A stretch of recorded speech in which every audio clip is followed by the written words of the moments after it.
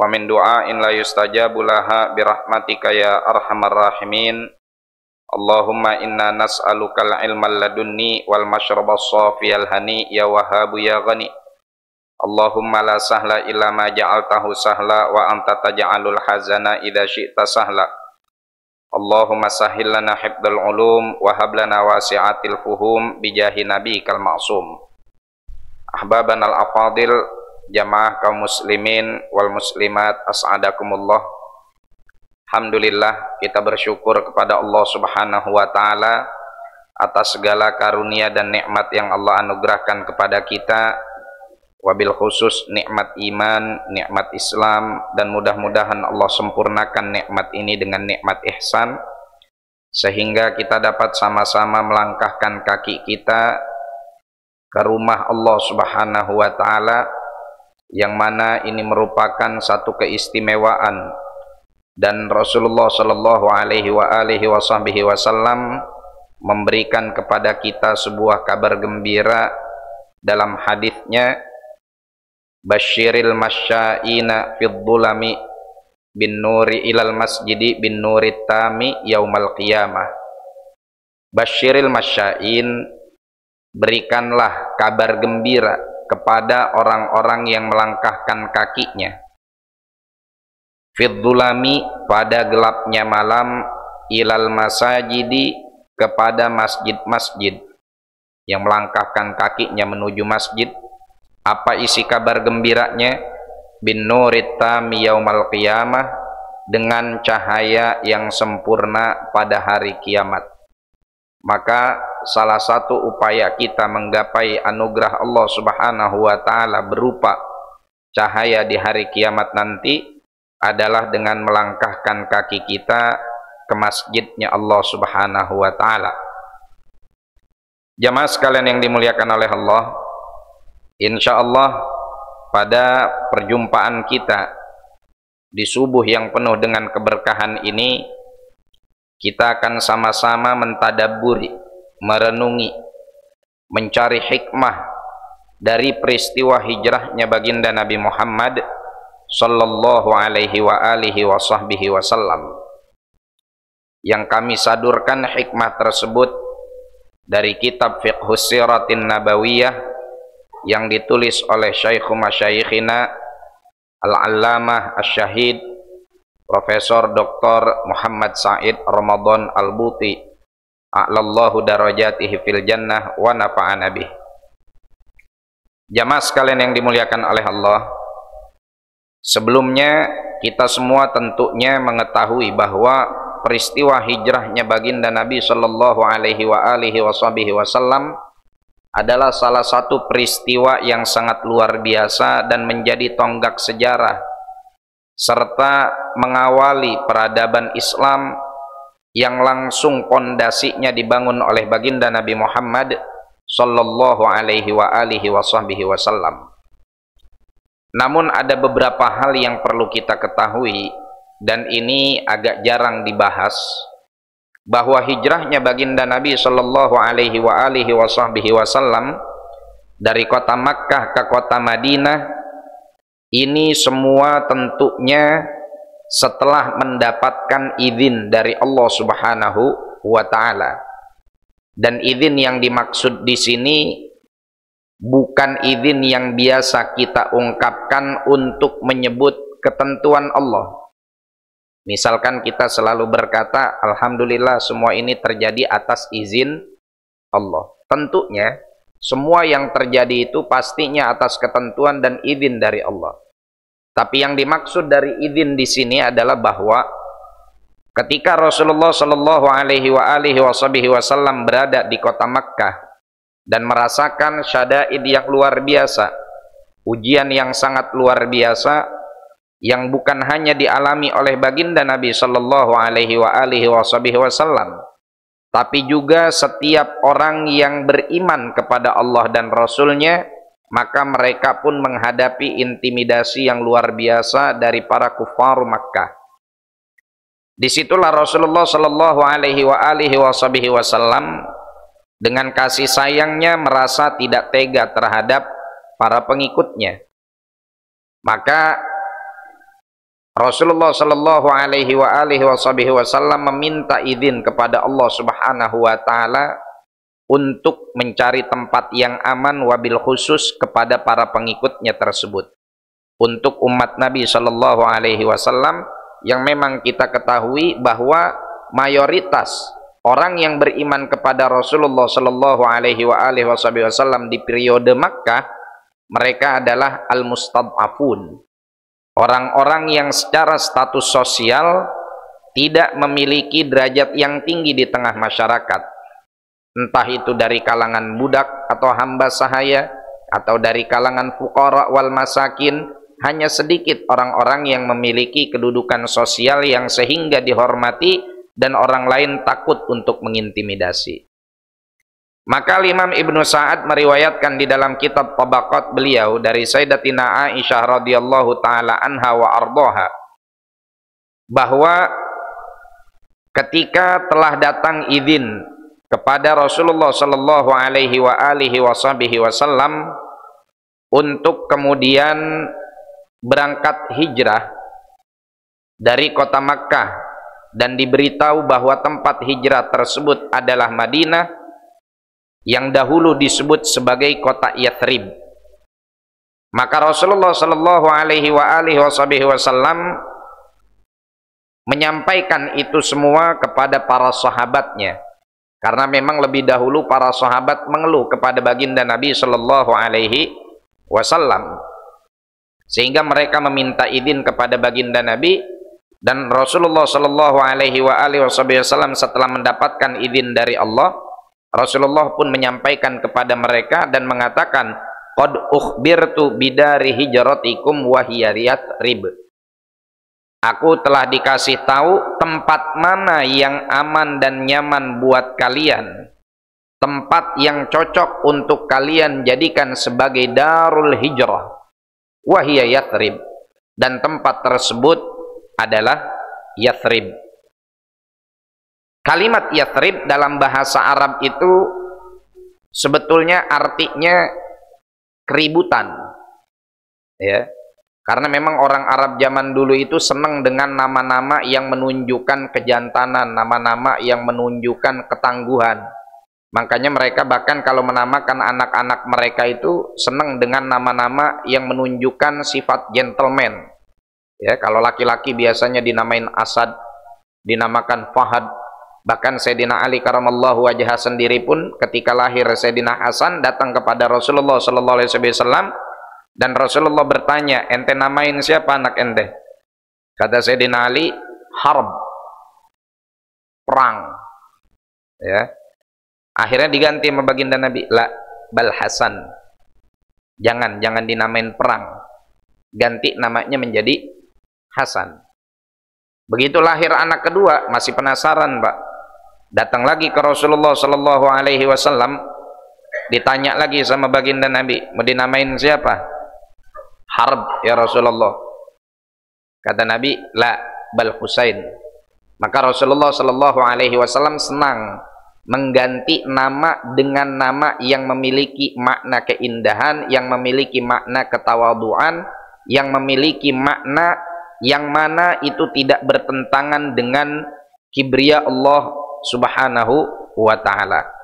Maka kota Yathrib daripada namanya Yathrib yang artinya keributan jadi tempat ribut terus, yang memang dalam sejarah pun demikian antara Aus dan Khazraj sulit sekali untuk akur, maka Rasulullah sallallahu alaihi wasallam memberikan nama baru kepada tempat tersebut dengan nama Thaibah, atau dengan nama juga Al-Madinah Al-Munawwarah. Setelah baginda Nabi sallallahu alaihi wasallam menyampaikan kepada para sahabat radhiyallahu taala anhum wa ardhahum untuk mereka mempersiapkan diri mereka untuk berhijrah, mereka pun pada akhirnya siap-siap. Namun persiapan yang mereka lakukan bukan persiapan secara materi, melainkan bagaimana caranya membawa logistik seminimal mungkin agar tidak terdeteksi oleh orang-orang kufar Makkah bahwa mereka akan meninggalkan kota Makkah. Jadi hijrahnya para sahabat radhiyallahu taala anhum wa ardhahum seluruhnya, sebagaimana diriwayatkan dari Sayyidina Ali karamallahu wajhah, itu dilakukan secara mukhtabiin, secara sembunyi-sembunyi. Sebagaimana hijrahnya baginda Nabi Muhammad sallallahu alaihi wa alihi wasallam. Illa kecuali Sayyidina Umar bin Al-Khattab. Hanya Sayyidina Umar bin Al-Khattab radhiyallahu taala anhu wa ardhah yang ketika diberitahu oleh baginda Nabi sallallahu alaihi wa alihi wasallam tentang negeri di mana mereka harus hijrah, dan para sahabat telah terlebih dahulu meninggalkan kota Mekah satu demi satu secara sembunyi-sembunyi, dengan tidak menampakkan kepada orang-orang yang ada di sekitar seakan-akan mereka ingin menempuh perjalanan yang jauh, agar tidak terdeteksi, karena orang-orang Mekah pasti akan mengejar mereka, ya, karena dikhawatirkan apabila mereka keluar dari Mekah mereka akan membangun syaukah, mereka akan membangun kekuatan baru yang berpotensi menggulingkan kekuatan orang-orang Makkah. Padahal mereka adalah fuqara wal masakin wal mustad'afun, sehingga mereka keluar secara sembunyi-sembunyi, sedikit demi sedikit. Illa Sayyidina Umar bin Al-Khattab radhiyallahu taala anhu wa arba. Apa yang beliau lakukan? Sebagaimana diriwayatkan dalam kitab Usudul Ghabah dengan sanad kepada Sayyidina Ali karamallahu wajhah. Beliau menceritakan bagaimana Sayyidina Umar bin Al-Khattab begitu tahu bahwa tempat hijrahnya itu adalah Madinah, beliau langsung ambil pedangnya, ambil busur panahnya, ambil anak panahnya, kemudian berangkat ke Masjidil Haram dan melakukan tawaf wada, karena beliau ingin meninggalkan kota Makkah. Di saat yang bersamaan, sanadidu Quraisy, pentolan-pentolan Quraisy, tokoh-tokoh kufar Quraisy, mereka sedang berada di Mataf, sedang berada di emperan Ka'bah, ya, menyaksikan Sayyidina Umar bin Al-Khattab melakukan tawaf. Dan selesai melaksanakan tawaf, Sayyidina Umar bin Al-Khattab berangkat atau datang ke makam Ibrahim dan sholat sunnah 2 rakaat di situ. Setelah itu beliau menghampiri para kufar Makkah tersebut dan mengatakan, syahatil wujuh, apes muka ente semuanya, ya, kalau bahasa kitanya kurang lebih begitu, celakalah kalian semua. Lalu beliau mengungkapkan, la yarghamullahu illa hadhil ma'atis man arada an yuthkala ummuh au yu'tama waladuh au yarmala zaujatuh falyalqani wara'a hadzal wadi. Barang siapa di antara kalian yang pengen ibunya kehilangan anaknya, yang pengen istrinya jadi janda, yang pengen anaknya jadi yatim, kadia sia gelut jeung aing cenah. Gitulah kurang lebih pakai bahasa Bogor jasinganya, ya. Kita berantem di luar lembah ini karena di kota Makkah nggak boleh terjadi pertumpahan darah. Maka Sayyidina Umar ngajak mereka ribut, ngajak mereka berantem, ngajak mereka gelut di mana? Di luar kota Makkah, ya. Yu'tama an yuthkala ummu, artinya kalau di antara kalian ada yang belum nikah terus pengen ibunya kehilangan anaknya, sini ribut sama saya, ayo. Siapa yang pengen anaknya jadi yatim kalau dia punya anak, yang dia punya istri pengen bininya jadi janda, berantem sama saya. Artinya kalau kalian ingin mencegah saya untuk melakukan hijrah, maka siap-siap ente duel dengan saya di luar kota Makkah ini. Ini yang dilakukan oleh Sayyidina Umar bin Al-Khattab. Taib, ja'a soal, mungkin muncul pertanyaan di benak kita, dan ini juga yang akan menjadi salah satu renungan kita, ya, pada mudzakarah kita pagi ini. Bagaimana Sayyidina Umar bin Al-Khattab kok bisa melakukan perkara yang begitu berani? Bahkan Rasulullah Shallallahu Alaihi Wasallam sendiri pun hijrah secara sembunyi-sembunyi. Berarti dalam hal ini secara nyali Umar bin Al-Khattab lebih kencang nyalinya ketimbang Nabi Muhammad Shallallahu Alaihi Wasallam. Wa mal jawab? Nah, jawaban dari itu semua, yang bahkan pertanyaan ini sering didengungkan oleh kaum orientalis, ya, orang-orang yang ingin mencidrai Islam dan juga ingin menciderai kepribadian Nabi Muhammad sallallahu alaihi wasallam, maka Sidi Syekh Muhammad Said Ramadan Al-Buti menjawab dalam kitab beliau Fiqh Siratin Nabawiyah bahwa apa yang dilakukan oleh Sayyidina Umar bin Khattab ini merupakan tasarruf syakhsi, pilihan pribadi beliau, sikap personal beliau yang tidak mencerminkan jamaah, yang tidak mencerminkan sikap kelompok.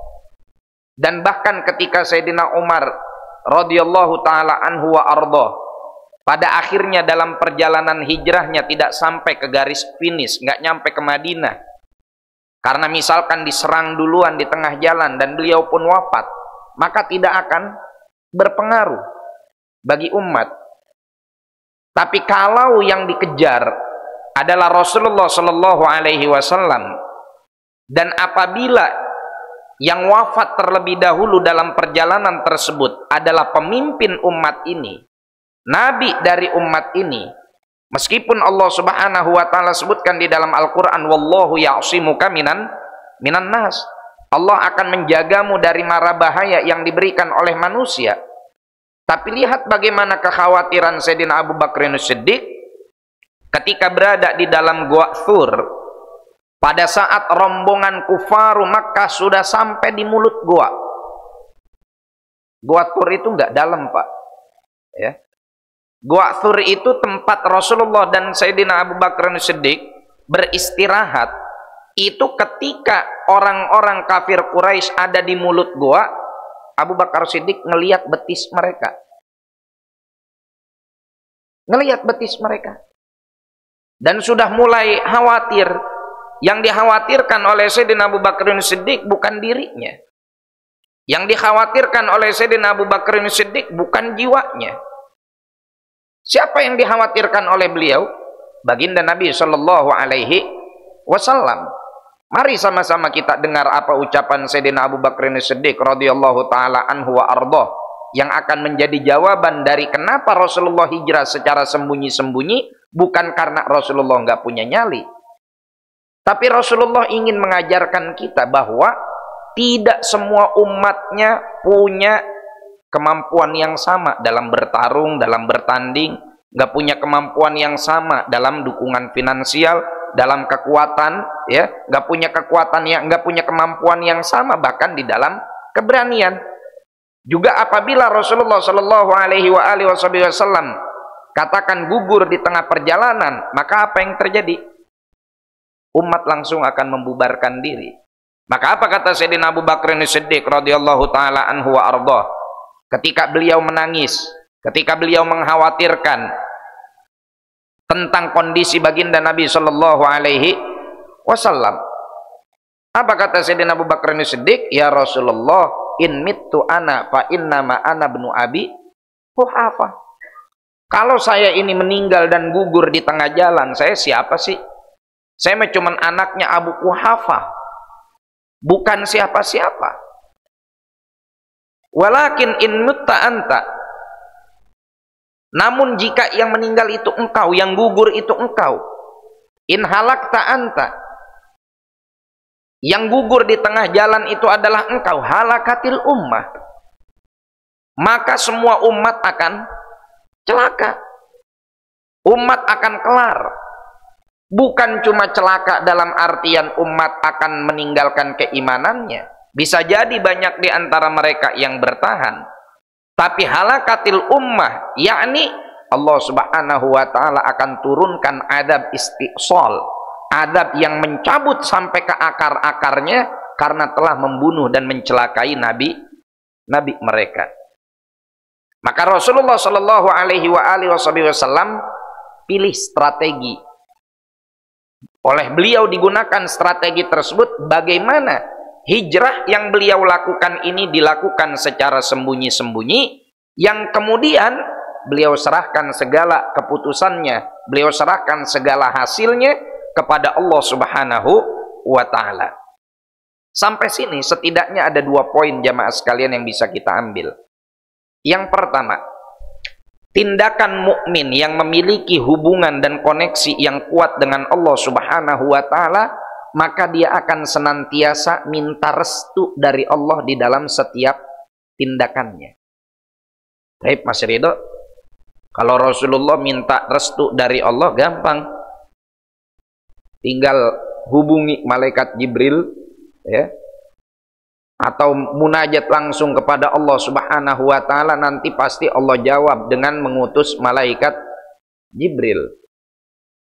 Lah kalau kita ini gimana cara minta restu dari Allah, dan bagaimana saya mengetahui Allah merestui saya atau tidak? Baik, yang pertama, tentunya yang kita minta restu dari Allah Subhanahu wa Ta'ala adalah sesuatu yang standar minimal hukumnya adalah perkara yang mubah.